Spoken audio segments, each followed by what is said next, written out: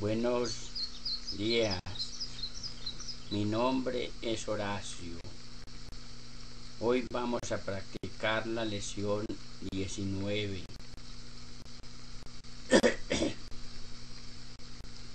No soy el único que experimenta los efectos de mis pensamientos. No soy el único que experimenta los efectos de mis pensamientos. Estoy decidido a ver. Estoy decidido a ver las cosas de otra manera. Lo que veo es una forma de venganza.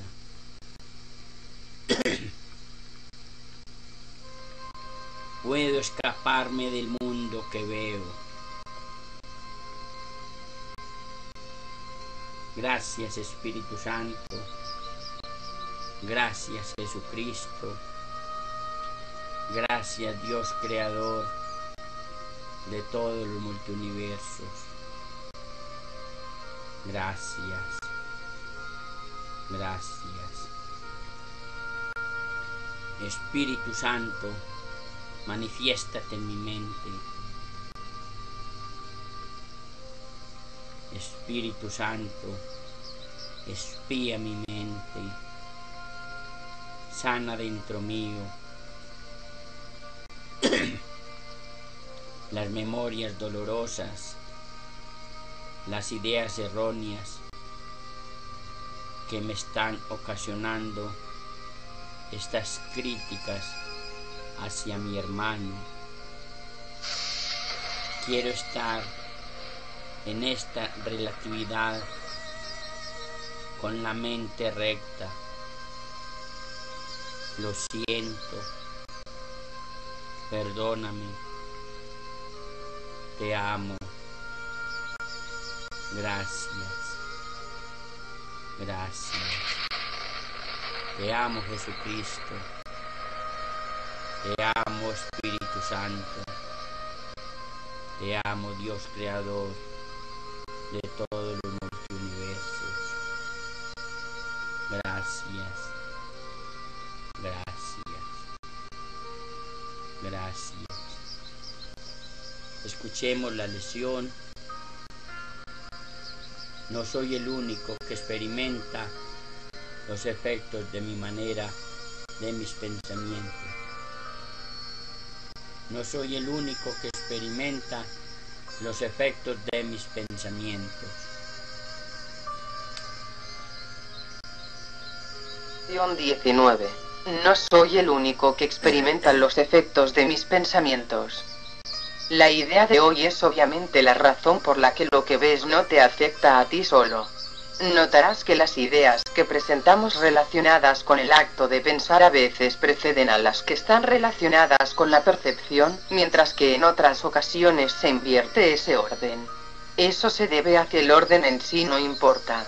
El acto de pensar y sus resultados son en realidad simultáneos, ya que causa y efecto no están nunca separados. Hoy volvemos a hacer hincapié en el hecho de que las mentes están unidas. Rara vez se acoge bien esta idea al principio, puesto que parece acarrear un enorme sentido de responsabilidad, e incluso puede considerarse como una invasión de la vida íntima. Sin embargo, es un hecho que no existen pensamientos privados. A pesar de tu resistencia inicial a esta idea, ya entenderás que para que la salvación sea posible, esta idea tiene que ser verdad. Y la salvación tiene que ser posible porque es la voluntad de Dios. El minuto de búsqueda mental que se requiere para los ejercicios de hoy debe hacerse con los ojos cerrados. Repite primero la idea de hoy y luego escudriña tu mente en busca de aquellos pensamientos que se encuentren en ella en ese momento.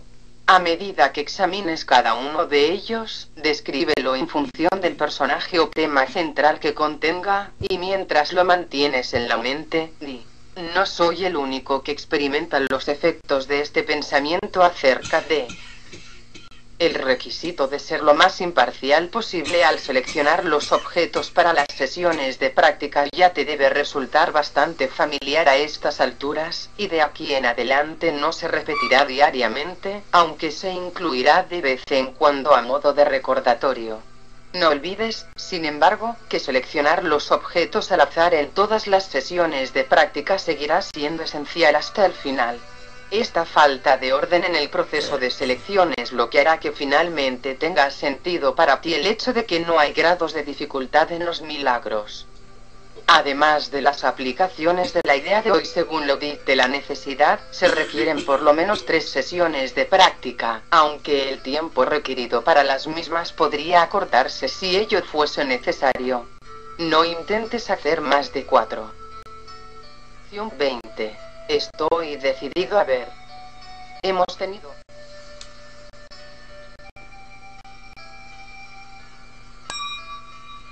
Gracias Espíritu Santo. Gracias Jesucristo. Gracias Dios Creador de todos los multiuniversos. Hagamos una respiración. Inhalemos.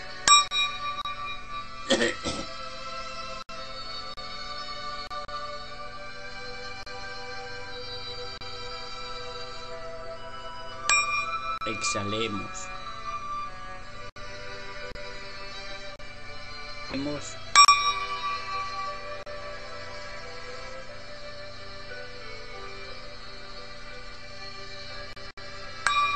Exhalemos.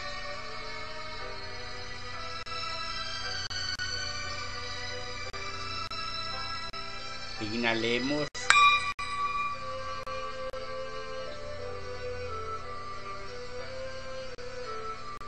Exhalemos.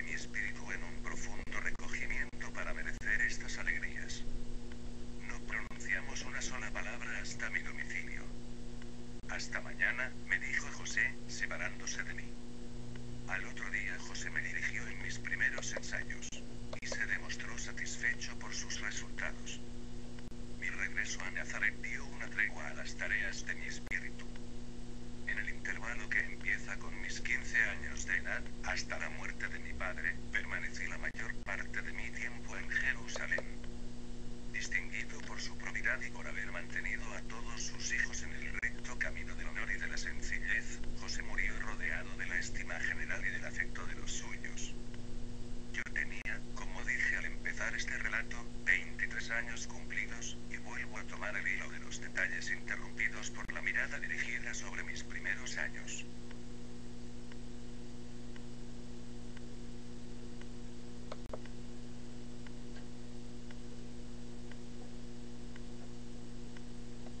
José de Arimatea me tomó como hijo suyo cuando, lejos de mi familia, fui a pedirle asilo y protección. Me ayudó para obtener el perdón de mi madre. Mi madre no solamente me perdonó, sino que me dio permiso para seguir mis inclinaciones y una vida independiente. A medida que la luz de lo alto penetraba mayormente en mi espíritu, él se veía invadido cada vez más por la aversión hacia las instituciones sociales dominantes. Reconocía seguramente la depravación humana, pero consideraba también la desgraciada condición de los hombres y dirigía mi pensamiento hacia el porvenir que soñaba confundiéndolos en la ternura del padre de ellos y mío. Mi presencia en una asamblea de doctores fue acogida favorablemente y me coloqué desde entonces a la vista como orador sagrado. Garantido por mis antiguos compañeros de conspiración, pude dedicarme al estudio de los hombres que gobernaban y de los acontecimientos. En mi casa de Jerusalén pensé en mis trabajos futuros y busqué el prestigio de las clases pobres sublevándome en contra de los ricos, de los poderosos y de las leyes arbitrarias. Pero no era este un trabajo partidista, una participación en los propósitos de rebelión de un pueblo, puesto que hacía a Dios el ofrecimiento de mi vida para salvar al género humano. El apasionamiento de mi corazón me hacía olvidar las dificultades y, a menudo, con la cara inundada de lágrimas, las manos tendidas hacia un objeto invisible, fui sorprendido en una posición que parecía crítica para mi razón. Mis amigos me humillaban entonces con tales demostraciones y sarcasmos, que yo me retiraba a pedir perdón a Dios de mis transportes, acusándome de orgullosos deseos. Las poblaciones de la Judea representaban para mí el mundo, lo cual era motivo de diversión para los confidentes de mis delirios, y no los asombraba menos la reserva que yo me imponía ante sus burlas. La posteridad no se ha ocupado de la vida que llevé en Jerusalén. Ella ignoró las fases de mi existencia y no se conmovió sino de mi predicación y de mi muerte. Pero dichas predicaciones hubiera debido comprenderse que habían sido meditadas, como también había sido prevista mi muerte como coronamiento de mis actos mucho antes de que se me hubiera tachado de revolucionario y acusándome vehementemente como vanidoso por los mismos que me rodeaban. ¿Cómo podía haber yo aceptado mi misión y mi sacrificio si no hubiera penetrado en el conocimiento de las intimidades de las cosas? Lo repito, pues, la luz de Dios penetraba en mí, me escondía las dificultades que se levantaban en el mundo humano y no dejaba ver sino el fin, que era el de dirigir la tierra por un camino de prosperidad y de amor. Elevando mi personalidad, pero atribuyéndola a Dios esta elevación, deseando la popularidad, pero resuelto a emplearla exclusivamente en el bien de los demás, midiendo con una mirada llena de luz que me daba el estudio de las leyes y de la época, el peligro de muerte que tenía que desafiar y los senderos espinosos que tendría que atravesar, yo había llegado al convencimiento profundo de la eficacia de mis medios. Democrático por inclinación más que por raciocinios políticos, defensor de pobre con la sola idea de encaminarlo hacia la transfigurada imagen del porvenir y desdeñando los bienes temporales porque me parecían la destrucción de las facultades espirituales, ponía en práctica aún con las personas de mi intimidad, la observancia rigurosa de los preceptos que tenía la intención de establecer como principios de una moral poderosa y absoluta. Minaba los cimientos de las murallas de la carne, jurando ante Dios respetar el espíritu a expensas del cuerpo y de sacrificar las tendencias de la materia ante las delicadezas del alma y de permanecer dueño de mí mismo en medio de la violencia de las pasiones carnales y de elevarme hacia las altas regiones, puro de todo amor humano sensual, de huir de la compañía de la gente feliz en el ocio y de aproximarme a las relajaciones e infelicidades para convertirlas en arrepentimientos y esperanzas, de apagar en mí todo sentimiento de amor propio y de iluminar a los hombres en el el amor de Dios. De añadir a la moral predicada por espíritus elegidos, la moral fraterna predicada por un oscuro hijo de artesanos.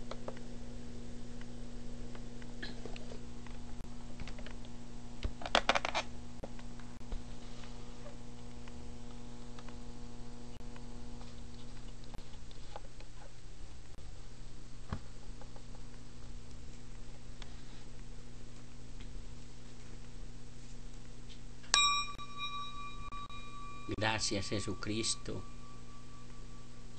gracias Espíritu Santo, gracias Dios Creador de todo el universo.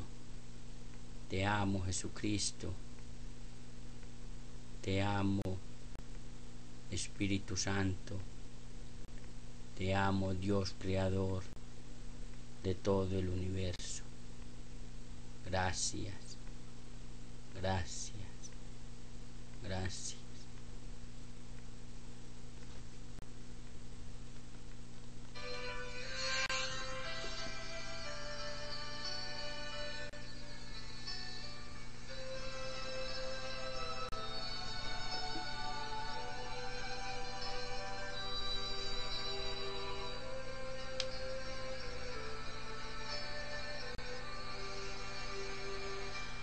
Seis. Los juicios y el problema de la autoridad. Hemos hablado ya del juicio final, aunque no con gran detalle. Después del juicio final no habrá ningún otro.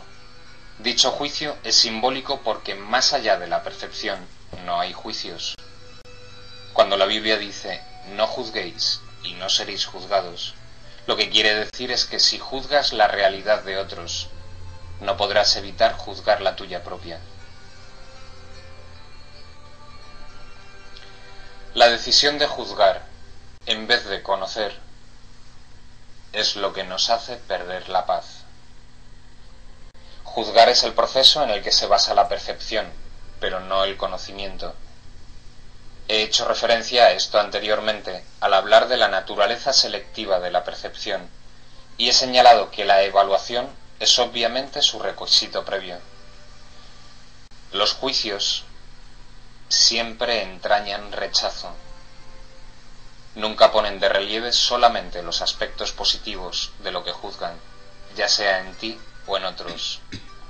Lo que se ha percibido y se ha rechazado, o lo que se ha juzgado y se ha determinado que es imperfecto, permanece en tu mente porque ha sido percibido. Una de las ilusiones de las que adoleces es la creencia de que los juicios que emites no tienen ningún efecto. Esto no puede ser verdad, a menos que también creas que aquello contra lo que has juzgado no existe. Obviamente no crees esto, pues de lo contrario no lo habrías juzgado. En última instancia no importa si tus juicios son acertados o no, pues en cualquier caso estás depositando tu fe en lo irreal. Esto es inevitable, independientemente del tipo de juicio de que se trate, ya que juzgar implica que abrigas la creencia de que la realidad está a tu disposición para que puedas seleccionar de ella lo que mejor te parezca.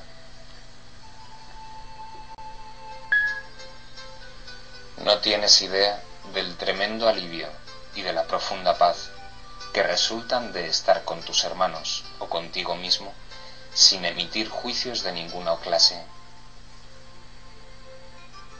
Cuando reconozcas lo que eres y lo que tus hermanos son, te darás cuenta de que juzgarlos de cualquier forma que sea no tiene sentido. De hecho, pierdes el significado de lo que ellos son, precisamente porque los juzgas. Toda incertidumbre procede de la creencia de que es imprescindible juzgar. No tienes que juzgar para organizar tu vida, y definitivamente no tienes que hacerlo para organizarte a ti mismo. En presencia del conocimiento, todo juicio queda automáticamente suspendido, y este es el proceso que le permite al conocimiento reemplazar a la percepción.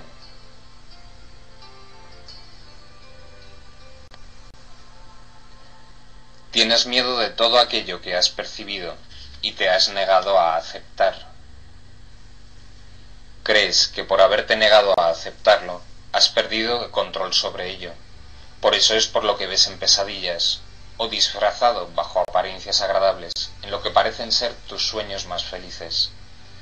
Nada que te hayas negado a aceptar puede ser llevado a la conciencia. De por sí no es peligroso, pero tú has hecho que a ti te parezca que lo es.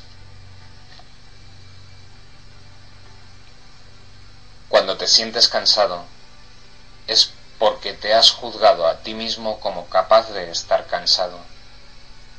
Cuando te ríes de alguien, es porque has juzgado a esa persona como alguien que no vale nada. Cuando te ríes de ti mismo, no puedes por menos que reírte de los demás, aunque solo sea porque no puedes tolerar la idea de ser menos que ellos. Todo esto hace que te sientas cansado, ya que es algo básicamente descorazonador. No eres realmente capaz de estar cansado, pero eres muy capaz de agotarte a ti mismo. La fatiga que produce el juzgar continuamente es algo realmente intolerable. Es curioso que una habilidad tan debilitante goce de tanta popularidad. No obstante, si deseas ser el autor de la realidad, te empeñarás en aferrarte a los juicios. También les tendrás miedo y creerás que algún día serán usados contra ti. Sin embargo, esta creencia solo puede existir en la medida en que creas en la eficacia de los juicios como un arma para defender tu propia autoridad.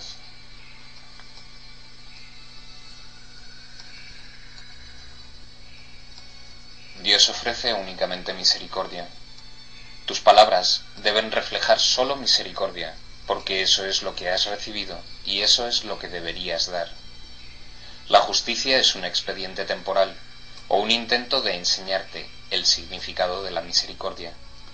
Es juzgadora únicamente porque tú eres capaz de cometer injusticias. He hablado de distintos síntomas, y a ese nivel la variedad de los mismos es casi infinita. Todos ellos tienen, no obstante, una sola causa: el problema de la autoridad. Esta es la raíz de todo mal. Cada síntoma que el ego inventa es una contradicción debido a que la mente está dividida entre el ego y el Espíritu Santo, de tal modo que cualquier cosa que el ego haga es parcial y contradictoria. Esta posición insostenible es el resultado del problema de la autoridad, que al aceptar como premisa el único pensamiento inconcebible, solo puede producir ideas que a su vez son inconcebibles.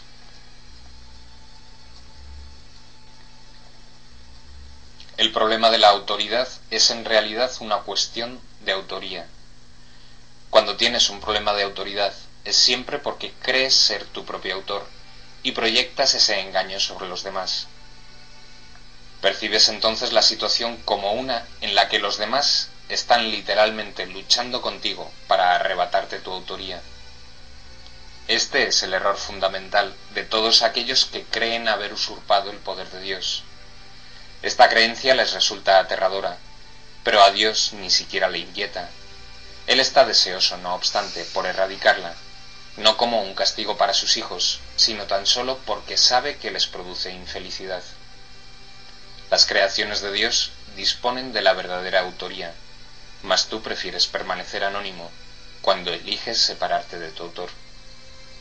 Al no tener certeza con respecto a quién es tu verdadero autor, crees que tu creación fue anónima. Esto te pone en una situación en la que lo único que parece tener sentido es creer que tú te creaste a ti mismo. La disputa acerca de quién es tu autor ha dejado a tu mente en tal estado de incertidumbre que ésta puede incluso llegar a dudar de que tú realmente existas.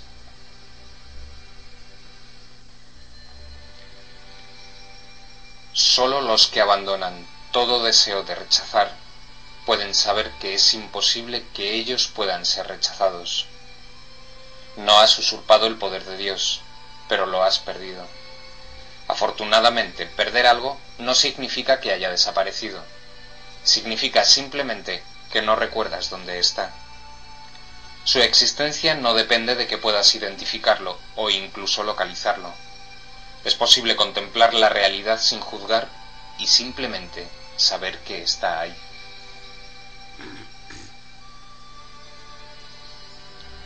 La paz es el patrimonio natural del espíritu. Todo el mundo es libre de rechazar su herencia, pero no de establecer lo que ésta es. El problema que todos tienen que resolver es la cuestión fundamental de la autoría. Todo miedo procede en última instancia, y a veces por rutas muy tortuosas, de negar la verdadera autoría. La ofensa no es nunca contra Dios, sino contra aquellos que lo niegan. Negar su autoría es negarte a ti mismo la razón de tu paz, de modo que solo te puedes ver a ti mismo fragmentado. Esta extraña percepción es el problema de la autoridad.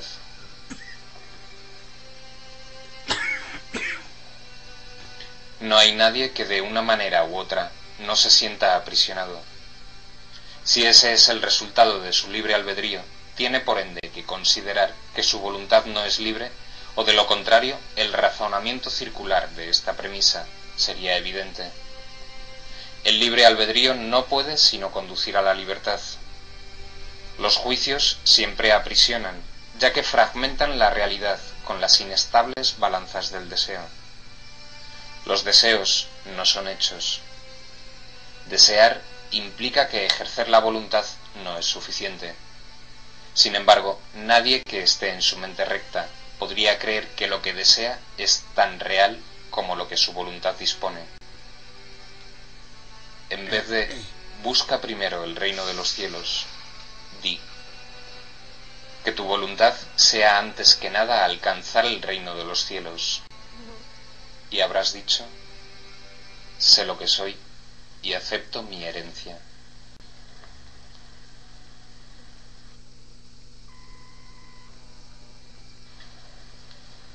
Siete. Crear en contraposición a fabricar una imagen propia. Todo sistema de pensamiento tiene que tener un punto de partida. Empieza ya sea creando o fabricando, diferencia esta a la que ya hemos hecho referencia. La semejanza entre ambas cosas reside en el poder que tienen como cimientos, su diferencia en lo que descansa sobre ellas. Ambas son piedras angulares de sistemas de creencias por las que uno rige su vida. Creer que un sistema de pensamiento basado en mentiras es débil es un error. Nada que un hijo de Dios haya hecho carece de poder. Es esencial que te des cuenta de esto, pues de lo contrario no podrás escapar de la prisión que tú mismo has construido. No puedes resolver el problema de la autoridad menospreciando el poder de tu mente. Hacer esto es engañarte a ti mismo, y ello te hará daño porque realmente comprendes el poder de la mente. Comprendes también que no puedes debilitarla, de la misma manera en que tampoco puedes debilitar a Dios. El diablo es un concepto aterrador porque parece ser sumamente poderoso y sumamente dinámico. Se le percibe como una fuerza que lucha contra Dios por la posesión de sus creaciones. El diablo engaña con mentiras y erige reinos en los que todo está en directa oposición a Dios. Sin embargo, atrae a los hombres en vez de repelerlos, y éstos están dispuestos a venderle sus almas a cambio de regalos sin ningún valor. Esto no tiene ningún sentido.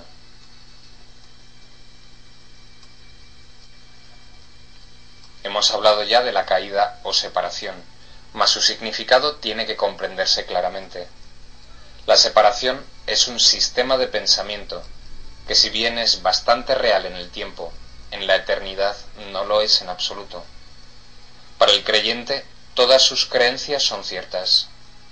En el jardín simbólico se prohibió la fruta de un solo árbol, mas Dios no pudo haberla prohibido, o de lo contrario nadie la habría podido comer.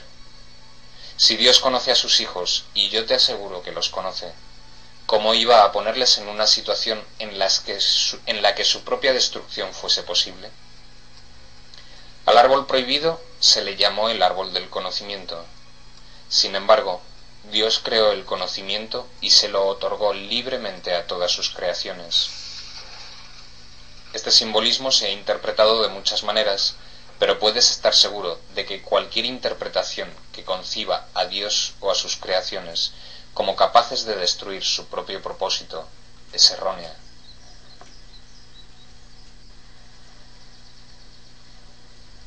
Comer de la fruta del árbol del conocimiento es una expresión que simboliza la usurpación de la capacidad de autocrearse. Solamente en este sentido no son Dios y sus creaciones co-creadores. La creencia de que lo son está implícita en el autoconcepto, o sea, la tendencia del ser a forjar una imagen de sí mismo. Las imágenes solo se pueden percibir, no conocer. El conocimiento no puede engañar, pero la percepción sí. Puedes percibirte como tu propio creador, pero lo que a lo sumo puedes hacer es creerlo. No puedes hacer que sea verdad.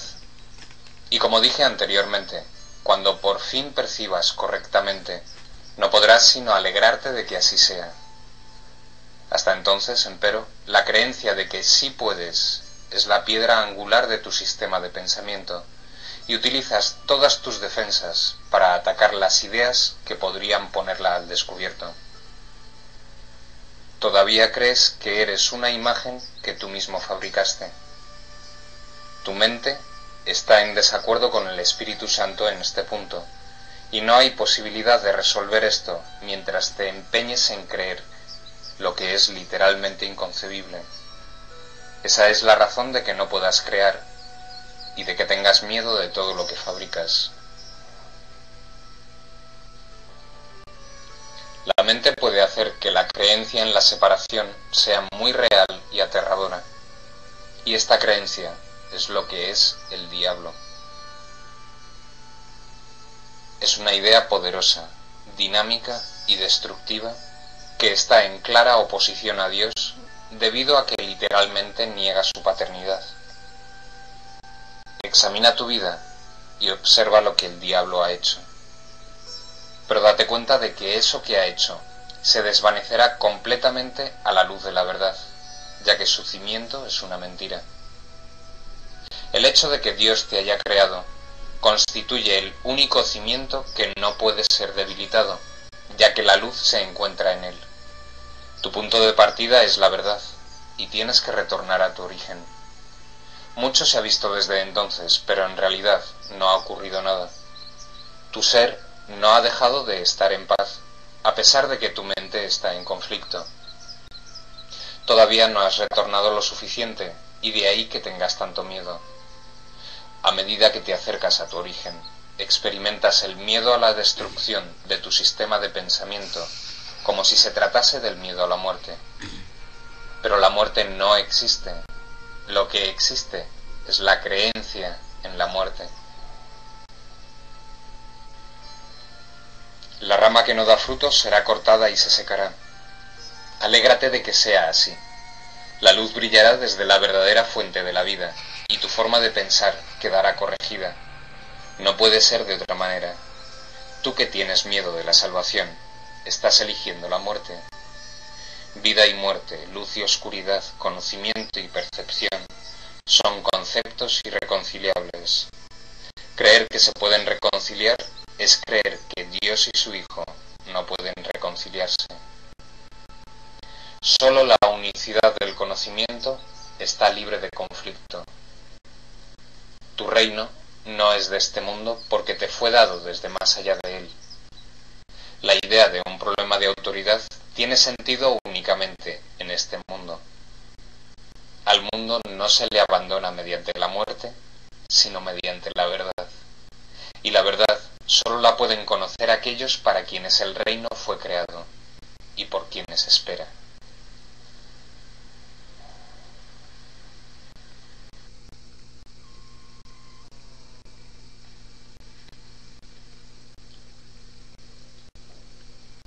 Capítulo 4. Las ilusiones del ego. Introducción. La Biblia dice que si un hermano te pide que camines con él 1 milla, que le acompañes 2. Ciertamente no sugiere que le retrases en su viaje. Tu dedicación a un hermano no puede tampoco retrasarte a ti. Solo puede conducir a un progreso mutuo. El resultado de una dedicación genuina es la inspiración, palabra que si se entiende correctamente es lo opuesto a la fatiga. Estar fatigado es estar desanimado, mas estar inspirado es estar en el espíritu. Ser egocéntrico es estar desanimado, mas estar centrado en sí mismo, en el buen sentido de la expresión, es estar inspirado o en el espíritu. Los verdaderamente inspirados están iluminados y no pueden morar en las tinieblas. ¿Puedes hablar?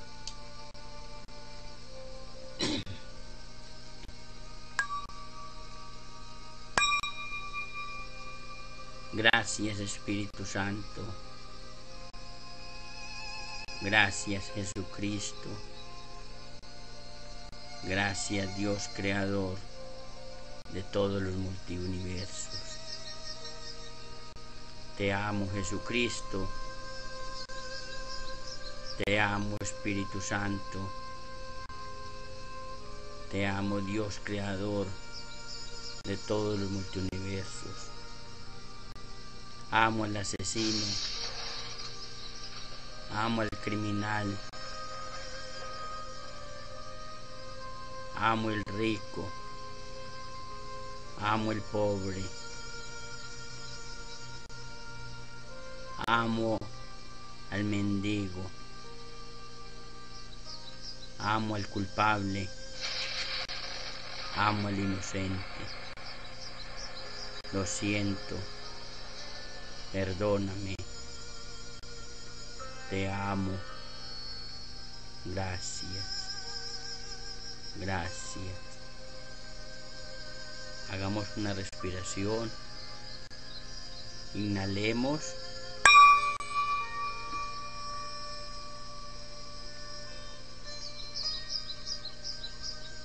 Exhalemos.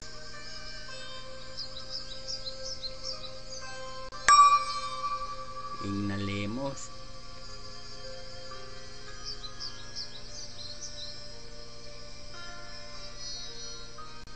Exhalemos.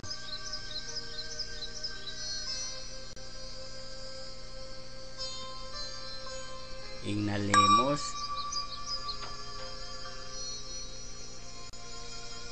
Exhalemos.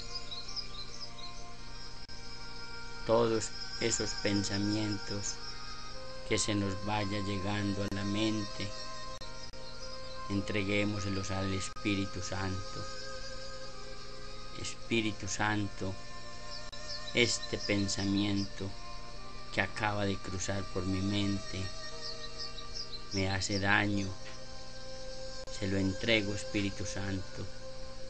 Espía mi mente, sana mi mente y le da gracias al Espíritu Santo como si ya se lo hubiera quitado, como si ya se lo hubiera sanado, como si ya estuviera limpio.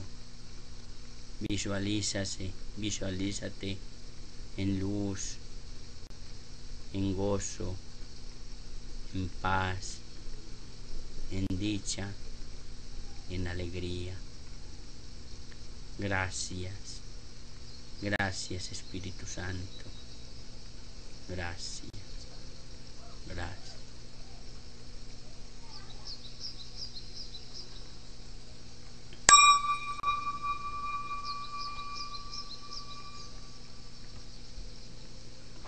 ¿Qué relación existe entre la curación y la expiación? 1. La curación y la expiación no están relacionadas, son lo mismo. No hay grados de dificultad en los milagros porque no hay grados de expiación. Este es el único concepto total que es posible en este mundo porque es la fuente de una percepción completamente unificada. La idea de una expiación parcial no tiene sentido, del mismo modo como es imposible que haya ciertas áreas en el cielo reservadas para el infierno. Acepta la expiación y te curarás. La expiación es la palabra de Dios. Acepta su palabra, y ya. No quedará nada que pueda dar lugar a la enfermedad. Acepta su palabra y todo milagro se habrá realizado. Perdonar es curar. El Maestro de Dios ha decidido que aceptar la expiación para sí mismo es su única función. ¿Qué puede haber, entonces, que él no pueda curar? ¿Qué milagro se le podría negar? 2.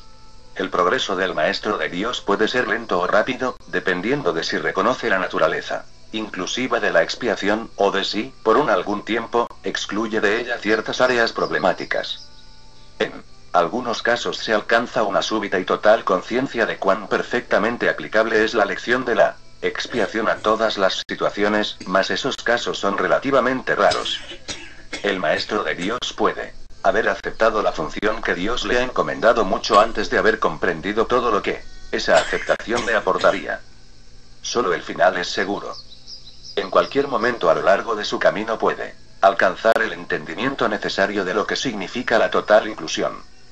Si el camino le parece largo, que no se desanime. Ya ha decidido qué rumbo quiere tomar. Eso fue lo único que se le pidió. Y habiendo cumplido con lo requerido, ¿le negaría a Dios lo demás? 3.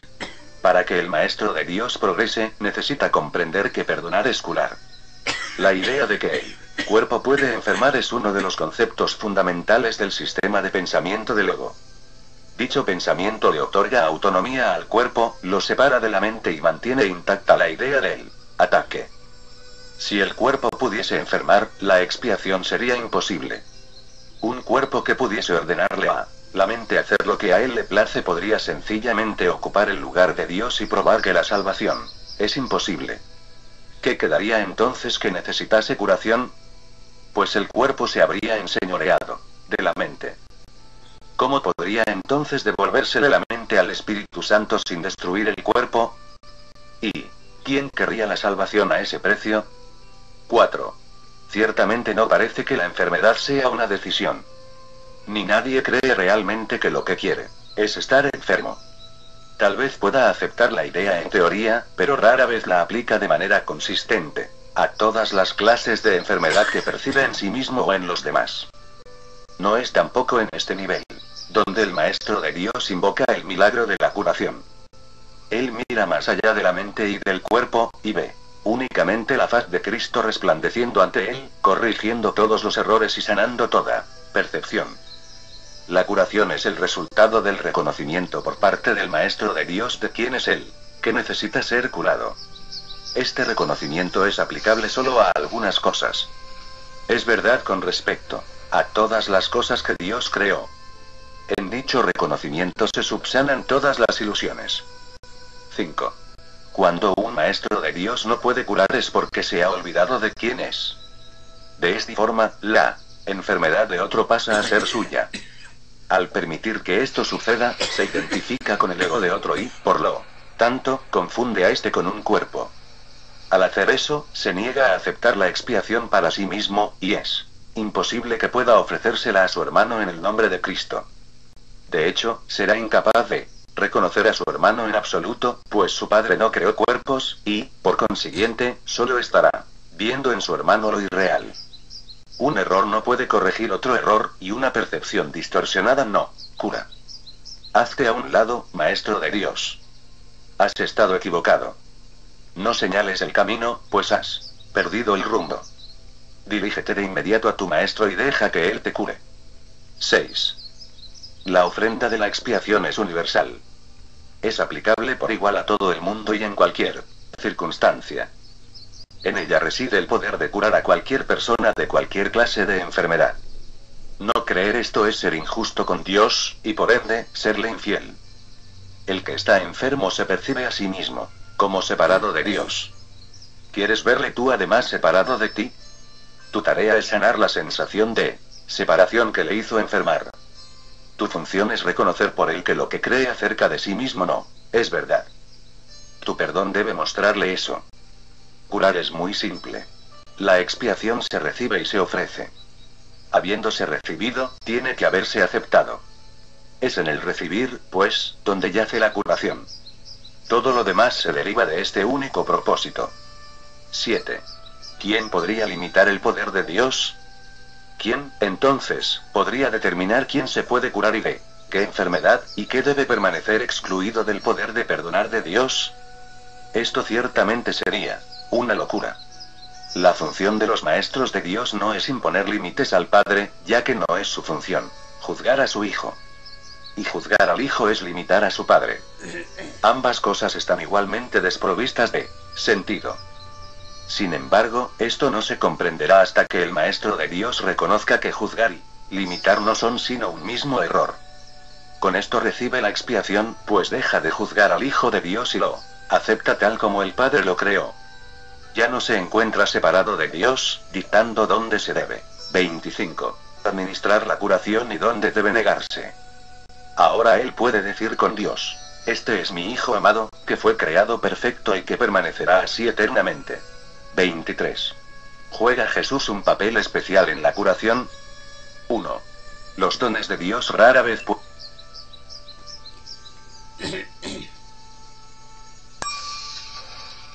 Gracias, Espíritu Santo. Gracias, Jesucristo. Gracias, Dios Creador de todo el universo. Gracias. Te amo, Jesucristo. Te amo, Espíritu Santo. Te amo, Dios Creador de todos los multiuniversos. Gracias. Gracias.